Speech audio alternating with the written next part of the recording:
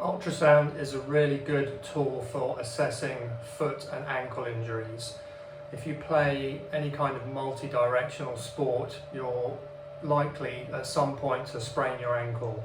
And ultrasound is really good for assessing the most commonly injured ankle ligaments, the ATFL, the CFL and the AITFL. We can really nicely see these on ultrasound.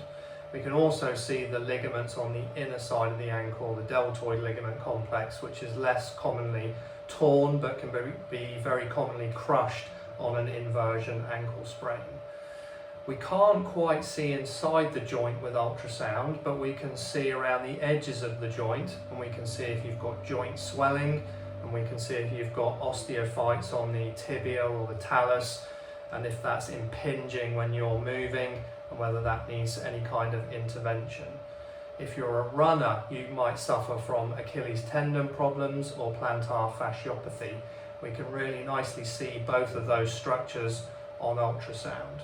If we move down into the midfoot, we can see the ligaments on the top of the foot and also part of the bifurcate ligament here on the outer side of the foot.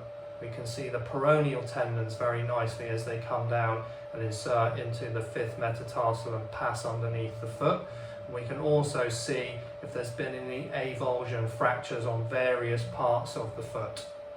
If we move into the forefoot, we can nicely see if you have a Morton's neuroma, and we can also see the plantar plates, and we can see the metatarsal phalangeal joints, particularly this first MTP, whether it's got arthritis and osteophytes. So ultrasound is really good for people with foot and ankle problems. If you're suffering foot and ankle pain, come in, have an assessment, have an ultrasound scan, and we can get to the bottom of your problem.